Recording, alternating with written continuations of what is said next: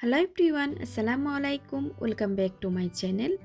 আজকের এপিসোডে আমি আপনাদের সাথে খুবই সুন্দর একটা বাটারফ্লাই কেক ডেকোরেশন শেয়ার করব। আরও থাকছে কিভাবে আপনারা বাসায় খুব মজাদারভাবে চকলেট ক্রিম তৈরি করবেন। অনেকে চকলেট ক্রিমের রেসিপিটা দেখতে চেয়েছিলেন, তাই তাদের কথা চিন্তা করে আজকে আমি চকলেট ক্রিমটা পারফেক্টভাবে তৈরি করে দেখাবো। আশা করি আমার আজকের রেসিপিটা আপনাদের ভালো লাগবে। আর স্পঞ্জ কেকের রেসিপিটা কিন্তু অলরেডি আমার চ্যানেলে দেওয়া আছে, চাইলে ওইখান থেকে দেখে নিতে পারেন। এবার একটা মেজারমেন্ট স্কেলে আমি ক্রিম মেপে নিব। 2 পাউন্ড একটা কেক ডেকোরেশন করার জন্য 200 গ্রাম ক্রিম কিন্তু যথেষ্ট। আমি এখানে এভার হুইপ ক্রিমটা ব্যবহার করছি। আপনারা যে কোনো ক্রিম ইউজ করতে পারেন, আমার কাছে এই ক্রিমটা অনেক বেশি ভালো লাগে। আমি এখানে 225 গ্রাম মতো ক্রিম নিয়েছি।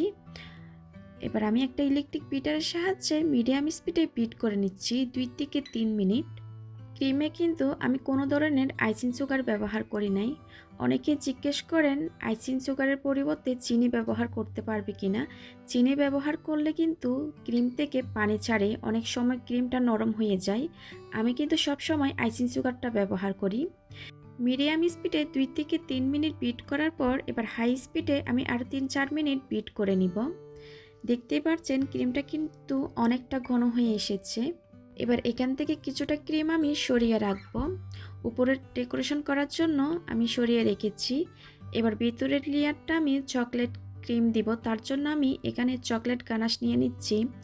এখানে আমি 50 গ্রাম চকলেটের সাথে 50 গ্রাম হুইপিং ক্রিম দিয়ে মেল্ট করে নিয়েছি। এবার এখান থেকে কিছুটা আমি চকলেট গানাশ দিয়ে আমি আবারও বিট করে নিচ্ছি। আপনারা চাইলে 2বার ক্রিম বিট করে নিতে পারেন। আমি একবার বিট করে অল্প ক্রিম সরিয়ে রেখে বাকিটা ক্রিমে আমি চকলেট ক্রিম তৈরি করে নিচ্ছি। আমি ভেতরের লেয়ারে চকলেট ক্রিম দিব, তার জন্য চকলেট ক্রিমটা আমি অল্প পরিমাণ করে নিচ্ছি।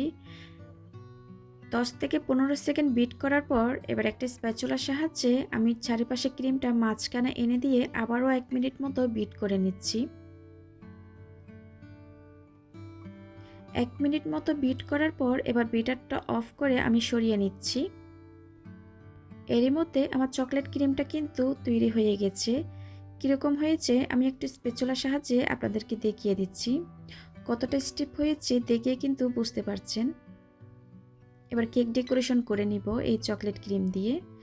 আগে থেকে 2 পাউন্ড একটা চকলেট কেক আমি বেক করে রেখেছি। এটা আমি 8 ইঞ্চি একটা মোল্ডে বেক করেছি, আর বোর্ড নিয়েছি 10 ইঞ্চি। এবার কেকটাকে আমি স্লাইস করে নিব। কেকটা আমি 2টা ভাগে স্লাইস করে নিয়েছি। এবার বোর্ডের সামান্য পরিমাণ ক্রিম দিয়ে আমি কেকের একটা লেয়ার বসিয়ে দিব। আর আপনারা যদি এই কেকের রেসিপিটা দেখতে চান, আমার চ্যানেলে কিন্তু দেওয়া আছে, চাইলে দেখে নিতে পারেন। আপনাদের বোঝার সুবিধার্থে আমি ডেসক্রিপশন বক্সে লিঙ্ক দিয়ে দিব, চাইলে সেখান থেকেও দেখে নিতে পারেন। এবার আমি সুগার সিরাপ দিয়ে দিলাম। সুগার সিরাপ আমি এখানে হাফ কাপ দুধের সাথে 3 টেবিল চামচ চিনি মিশিয়ে সুগার সিরাপটা তৈরি করে নিয়েছি। কেকে আমি কিছুটা ক্রিম দিয়ে একটা প্যালেট নাইফের সাহায্যে ক্রিমটা আমি চারিপাশে ছড়িয়ে দিচ্ছি। ক্রিমটা আপনারা কম বেশি করে নিতে পারেন, এটা ডিপেন্ড করবে আপনাদের টেস্ট অনুযায়ী। চারিপাশে ক্রিমটা খুব ভালো মতো করে ছড়িয়ে দেওয়ার পর প্যালেট নাইফের সাহায্যে সমান করে দিয়েছি। এবার কিছুটা আমি চকলেট গানাশ দিয়ে দিচ্ছি। আমি বেশি পরিমাণ চকলেট গানাশ দিয়ে দিচ্ছি, এটা খেতে কিন্তু অসাধারণ হয় এই কেকটা। প্যালেট নাইফের সাহায্যে চারিপাশে ছড়িয়ে দেওয়ার পর এবার দ্বিতীয় লেয়ারটা বসিয়ে দিলাম। দ্বিতীয় লেয়ারে খুব ভালো মতো করে আমি সুগার সিরাপ দিয়ে দিয়েছি। এবার কেকটাকে আমি ক্রাম কোটিং করে নিচ্ছি। সামান্য পরিমাণ ক্রিম দিয়ে প্যালেট নাইফের সাহায্যে চারিপাশে ছড়িয়ে দিচ্ছি। ক্রাম কোটিংটা করলে পরবর্তী যখন ক্রিমটা দিবেন তখন ক্রামগুলো উঠে আসবে না। ক্রাম কোটিং হয়ে গেলে আমি ক্রিমটা সেট হওয়ার জন্য আধা ঘন্টার জন্য ফ্রিজে রেখে দিব। আধা ঘন্টা পর আমি কেকটাকে ফ্রিজ থেকে আবারও বের করে নিয়েছি। এবার আমি আবারও ক্রিম দিয়ে নিচ্ছি। আগে থেকে যে কিছুটা ক্রিম সরিয়ে রেখেছিলাম ওইগুলো আমি সামান্য পরিমাণ ফুড কালার মিশিয়ে পিঙ্ক কালার করে নিয়েছি। এবার আমি ওই ক্রিমটা আমি প্যালেট নাইফের সাহায্যে কেকের উপর বসিয়ে দিচ্ছি। ঠিক যেরকম আপনারা স্ক্রিনে দেখতে পাচ্ছেন।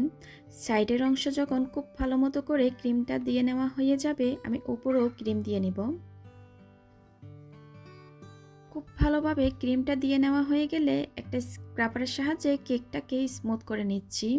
আমি স্ক্রাবারটা একটা ট্রায়াঙ্গেল করে ধরে আমি একটু সমান করে নিচ্ছি। কেকের চারিপাশে স্মুথ একটা ফিনিশিং চলে আসলে এবার প্যালেট নাইফের সাহায্যে আমি উপরও একটু স্মুথ করে নিচ্ছি।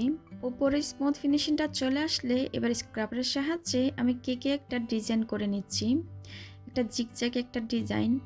আপনারা দেখে বুঝতে পারছেন কাজটা কিভাবে করা হচ্ছে। সাইডে যখন ডিজাইনটা হয়ে যাবে তখন আমি প্যালেট নাইফের সাহায্যে উপরেও একটা ডিজাইন করে দিচ্ছি। আপনারা চাইলে এই কাজটা একটা চামচ দিয়েও করতে পারবেন। খুবই সহজ একটা ডিজাইন। এই কেকটা সবাই অনেক বেশি পছন্দ করেছিল, আর এই কেকটা আমি 10 বার করেছি এই ডিজাইনের কেক। এবার একটা ছোট টুটি নজল দিয়ে আমি ছোট ছোট করে ফুল তৈরি করে দিচ্ছি। এই নজলের কোনো নাম্বার নাই তাই বলতে পারছি না। আমার চ্যানেলে অনেক ধরনের কেকের রেসিপি আছে, আপনারা চাইলে সেখান থেকে আপনাদের পছন্দ অনুযায়ী যে কোনো কেকের রেসিপি দেখে নিতে পারেন। আমি উপরে কিছু ফুল দেওয়ার পর নিচের সাইডে অংশ ফুল দিয়ে দিয়েছি। এবার একটা টপার বসিয়ে দিচ্ছি। এই টপারটা আমি 20 টাকা দিয়ে কিনেছি। এবার কিছুটা আমি বাটারফ্লাই দিয়ে দিব, আর বাটারফ্লাইগুলা এডিবল। এবার সুগার বল আর গোল্ডেন লিপ দিয়ে কেক ডেকোরেশনটা আমি কমপ্লিট করেছি। খুব সিম্পলভাবে করে দেখানোর চেষ্টা করেছি, যে কেউ এই ডিজাইনটা করতে পারবেন। মাশাআল্লাহ, সামনাসামনি কেকটা দেখতে কিন্তু অসাধারণ লাগছে। ভিডিও শেষে আমি দেখিয়ে দিব কেকটার ওজন কতটুকু হয়েছে। এরকম সুন্দর সুন্দর রেসিপি পেতে যারা এখনও আমার চ্যানেলটা সাবস্ক্রাইব করেন নাই, প্লিজ সাবস্ক্রাইব করে দিবেন। চলুন তাহলে কেকটা কতটুকু হয়েছে দেখে নেওয়া যাক। এখানে আমি একটা মেজারমেন্ট স্কেল নিয়ে নিয়েছি, এবার মাইনাস করে দিচ্ছি। কেকটা 980 গ্রাম মতো হয়েছে। 1 গ্রাম 2 গ্রামে কিছু হয় না। কেকটা 2 পাউন্ড চেয়ে একটু বেশি আছে। আমি আগে থেকে বোর্ডের ওজনটা মাইনাস করে দিয়েছি। আশা করি আমার আজকের রেসিপিটা আপনাদের ভালো লেগেছে। আজকের মতো বিদায় নিচ্ছি। সবাই খুব ভালো থাকবেন। আল্লাহ হাফেজ।